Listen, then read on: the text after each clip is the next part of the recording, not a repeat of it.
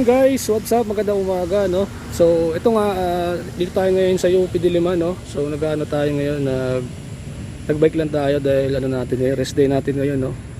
So, isang ikot lang ako ngayon dito sa UP kasi magpupunta ako na Latagan. Kasi kakusapin ko si Kuya Butch dahil binibenta ko na nga pala binibenta ko na pala guys yung aking frame dati.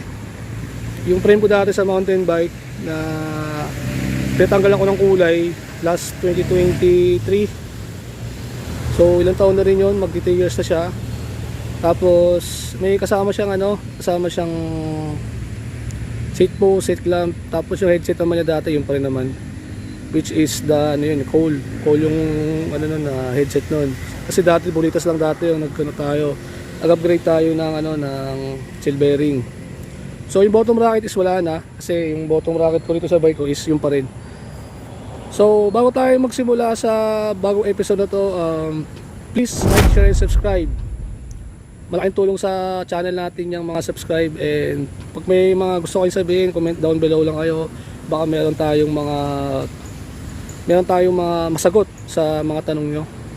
And ngayon lang tayo ulit makapag-vlog dahil wala tayong pasok ngayon. And mag-update tayo sa mga latag ngayon sa River Park kasi 1 week na rin naman, 2 weeks na rin may get nung wala akong update dun sa Latagan, no? So isang ikot lang ako dito sa UP, tapos punta na tayo sa Latagan para makapag-update tayo. Pero bago tayo magsimula sa video na to, may shoutout lang pala ako, no? So requested to ng mga aking mga superior, no? So shoutout kay Sir Martin, happy birthday pala Sir Martin. Kahapon yung birthday niya, no? Kasi sabi kasi sa akin, magpa-shoutout daw ako sa kanila dito sa ating bagong episode, no? So naisip ko lang na mag shoutout sila kasi sa bago nating vlog to. So sila Ma'am Axel, shoutout ko na rin sila. Tsaka yung bago nating subscriber si Berel, no? So mamaya sisend ko sa kanya lahat ng mga video natin sa messenger niya. Tapos shoutout din kay Ma'am kay Ma'am She, kay Ma'am Axel, kay Ma'am Yana, kay Sir Martin, and also kay Sir Mike and Sir Edgar. Lahat sila, shoutout sa kanila lahat ito sa ating video na to. So stay healthy and God bless always. We embrace the power of New Year. Grab the opportunity as well. And yun, rin natin gawin natin kung ano yung nararapat. Dadaan na tayo ngayon na Latagan, bababa na tayo ngayon kasi nagkape lang ako dun sa kakainan namin, no? So wala ako kasama ngayon kasi yung dalawa daw, Timberland, sila Erwin Mabesa at saka Otep. So ingat sa kanila kasi medyo nawalan ako ng gana ngayon umahon ngayon sa mga ahon talaga, sa mga matataas na lugar. Pero magkakaroon din tayo ng mga bagong episode para dyan sa mga ganyan. So ngayon, focus muna tayo dun sa ating pupuntahan ngayon. So pupunta na tayo ngayon sa Latagan, balikan ko na lang kayo. Yo mga kaibigan, magandang umaga. Nandito na naman tayo sa Latagan, Marikina. Ayan, sa River Park lang yan, ha. So ang daming rider ngayon. Mukhang marami-rami na naman ng mga customer na bibili ng mga dyan. And also, nandyan si Kuya Butch, si Kuya Waldo, and tropa natin. Kaibigan ni Kuya, yung bumili ng ating pork. Siyempre, pinakamaraming bentahan dyan is si Kuya Chris, bike shop, no? So, nandun siya kanina sa likod, no? So, di na natin siya na-vlog kasi na-vlog naman natin siya last year. So, ayan yung mga naglalatag dyan, no? So, meron tayong mga na-vlog ngayon dyan, dalawang mga naglalatag, no? So, maraming rider ngayon. Ito si Kuya Lakay, yung naka-blue. Ayan, yan yung hintayin nyo yung iba-vlog natin na kanyang wheel bike na BMC. So, nandito tayo ngayon sa Latagan ni Kuya Butch, no? Uunahin na natin dito yung Specialized, no? Yan si Kuya Butch. Kinamusta ko siya kahapon kung kamusta yung benta niya. So, meron naman daw siyang nabenta kahapon. So, last week kasi meron siyang 3 frame doon. Meron siyang Kinesis. Yun nga, yung parang small, medium, large daw. 3 klaseng size daw sa isang frame lang. So meron siya nitong Sunspeed na road bike. Ayan, alloy na yan, tapered. Kasama na yung ano niyan, yung headset niyan, seat clamp. Yan. So 5.5 yung Sunspeed na road bike, no. So itong Specialized na to, full sus to.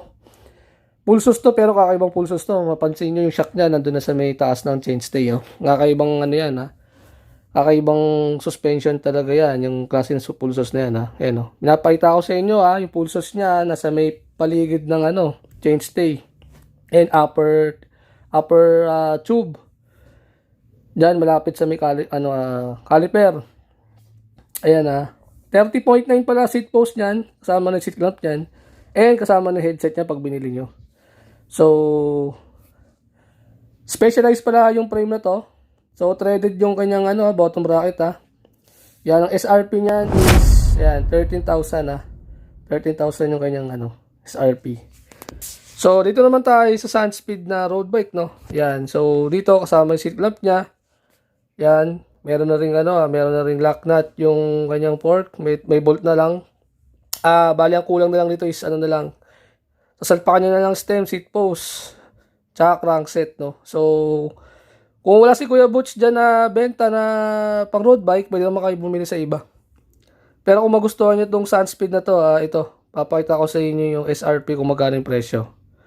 Ayan. SRP is 5,500, no? So negotiable pa yan kung mapag-uusapan naman nyo. So dito naman, meron naman tayo dito upuan, no? Saddle tsaka seat post. Ang seat post nito is 30.9 na Truvative. Original na Truvative to, Yan, SRP 400 na lang. Kasama na upuan dyan, Paunahan na lang kayo. Ang haba ng seat post nito is 300 mm. Sa mga di nakakalam, 300 mm. Tapos 30.9 yung kanyang kapal yung kanyang seat post. So meron pala ditong seat post tsaka upuan for 400 na lang lahat yun, 30.9 yung seat post, pwede nyo isalpak dyan sa frame na Specialized sa Pulsos kung magugustuhin nyo yung frame na yun. 30.9 naman din kasi parehas. So meron ditong Deore XT na Shimano, 3x yan, Halotech, no. Yung bolt nito stock pa. Kung gusto mong gawin CNC, meron naman mabibili sa Lazada. Ang gagawin nyo lang is meron naman dun selection M20. So M20 kasi yung bolt ng mga Shimano. Yan, 3x yan. Ang kanyang BCD is 96 BCD. So kung gusto nyo gawing chainring na 1x lang or 2x, make sure na yung BCD is 96. Yan. 3.5 yung Deore XT kasama na bottom bracket niya, Ayan, tapos meron siyang microspline dyan na hub. Shimano yan, 500 yan. Boost type yan, tapos naka-center lock na yung kanyang disc brake. 32 holes yan, True axle yan mga kaibigan, Yan, sa SRP is 500. Yan, microspline yan, alloy yung pre-hub niya. Tapos meron dito tangke na pang gravel bike. Ayan, lupit. Ang pre-hub body niya is Hyperglide. Sabi nito ni Kuya Butch is non-boost daw yung hub spacing na itong hub na to. Ang flanges niya kakaiba. Yung flanges na yan, magtatanong tayo sa mga expert kung anong klaseng flanges ba yung mga ganitong itsura, kasi wala pa ako idea sa mga ganitong flanges. Kasi tayo is galing tayo sa mga standard na flanges, no? So 24 holes pala yung mga ganitong hub. 24 holes lang yung rayos. Tapos center lock na yung kanyang rotor disc. Ayan. Pag gravel bike daw yan, Ang price daw nito is 1,300. Mga kaibigan, mura na yan. Mga kaibigan, nandito po si Kuya Kong Els TV, Only Bike. Pasyal kayo dito sa Latagan. Sabado at Linggo ang latag dito, alas 6 hanggang alas 11. Pero may mga iba naglalatag dito araw-araw. Ayan po. Dito ako palagi at suportahan natin ang YouTube channel ni Ras Films TV po. TV. Yan po. God bless. Ingat palagi. Sa mga viewers ko pala, subscribe na si Kong Els Only Bike. Sobrang dami na talaga niyang upload sa YouTube. Isa sa mga mga idol ko pagdating sa mga bike check, bull bike. At kung saan siya nakakarating. And sana pagpatuloy lang natin kung ano yung mga dapat natin gawin. Kung ano yung pala, sa mga bibili online, mayroon din po akong online TikTok at saka Shopee. Kong Els Only Bike at saka Kong Els Vlog. Ayan, yun lang. Ingat palagi. God bless. So, meron dito mga kaibigan, bike galing Taiwan daw to. So, naka-XTR daw to na brake. Mga old school na XTR to.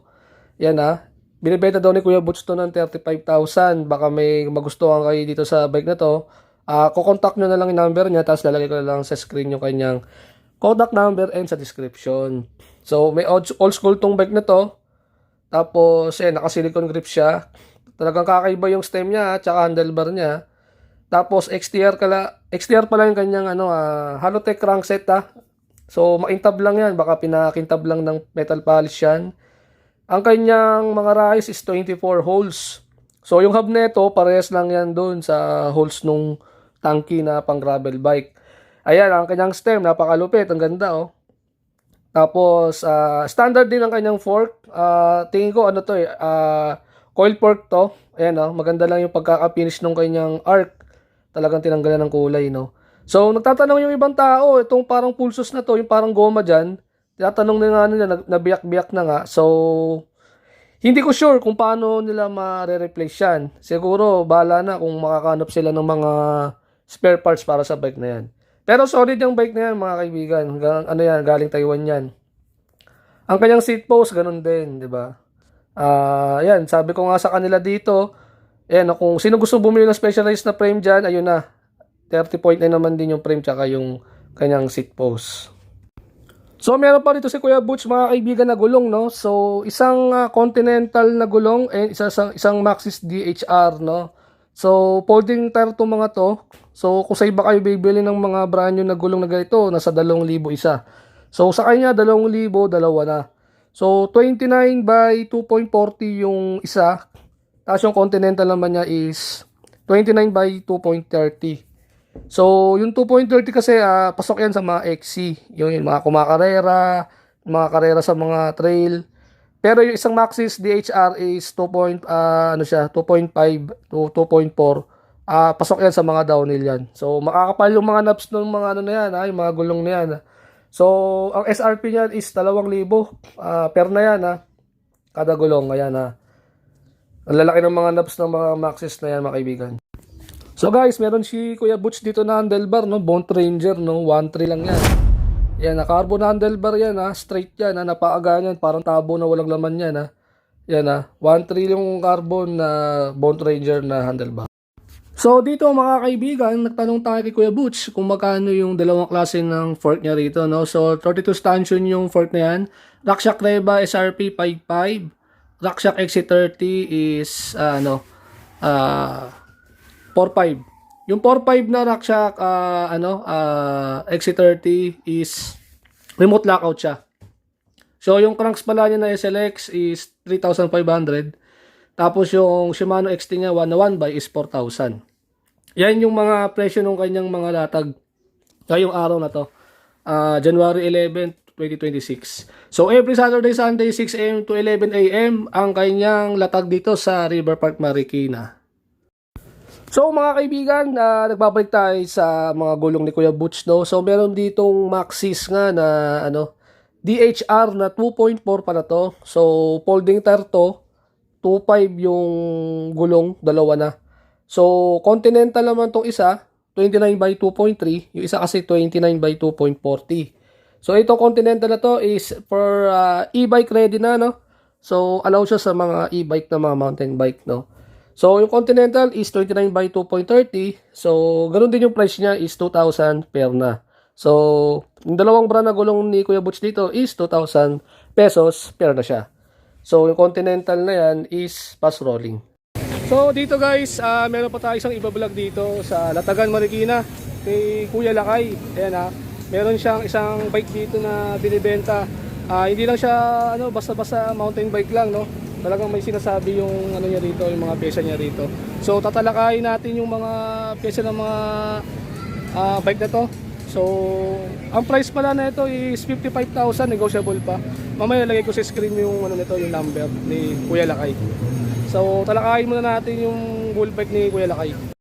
So nandito tayo ngayon sa isa sa mga bike ni Kuya Lakay, no? BMC na carbon to, 29er by medium to, no? So, yun ang pangalan niya, Team Elite TE0229, no?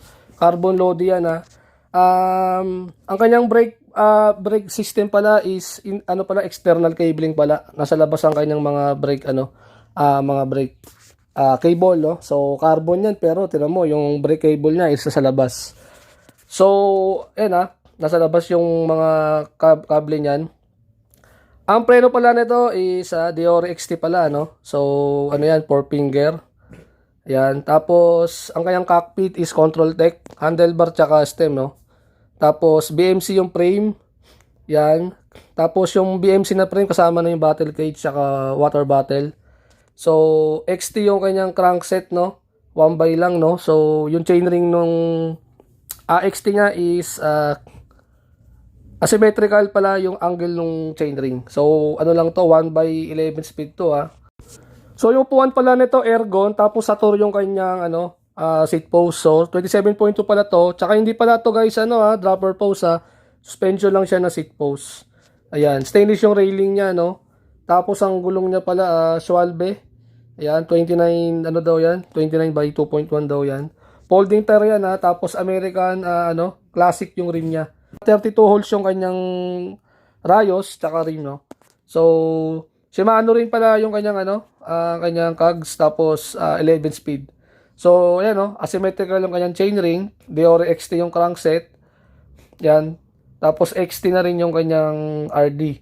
Yan yung mga old school na RD dati, ha.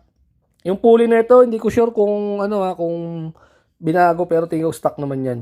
So, may carbon pero may siya, meron siyang extra na tubing, no, para sa tibay, no. So, tanwall yung kanyang Schwalbe na gulong. Yan, pass rolling yan, maliit yung mga knobs. Tapos, may battle cage siya sa seat tube and down tube. Yan. Yan yung kabuuan ng bike. Tapos, ayan, naka control tech na stem tsaka handlebar. So, cockpit na yung kanyang ang kanyang bike na to. Naka ditis twist na fork ang kanyang kanyang arc sa likod. Non-boost through axle yung airport na fork to, ha. Remote lockout ang kanyang ditis twist na rim. American Classic din yung rim niya, 32 holes. Ang kanyang rotor base dito is naka I-Stech rotor na. 160 mm harap likod. Ayan yung kanyang grips. Daw yan, BMC ring daw yung kanyang grips. Yan. Ang kanyang pedal pala dito, silvering na B-twin. Yan, ha. Sipin mo, hindi siya naka-clits sa pedal. Hindi siya naka-clits pedal, yan. Yan dun ako nagtataka. Pero okay lang yun kasi ang kanyang nakadepende naman sa may-ari yan. So ang kanyang hub pala is Speed 1 Soldier. So magaan din yung bike. Hindi lang siya totally sobrang gaan dahil siguro support na rin siguro. Pero totally magana naman din siya. Unlike sa mga ibang carbon frame kasi na naka-carbon fork pa kasi is magaan talaga. Lalo kung sasama mo pa siya ng handlebar na carbon, tsaka stem and seat post. Yan na. Ayan, ang ganda ng talaga ng BMC na carbon frame na to. 27.2 lang yan, ha. Mga kaibigan, ha. Yan, ha. 55,000 negotiable, ha. Lalagay ko lang sa description yung number ni Kuya Lakay.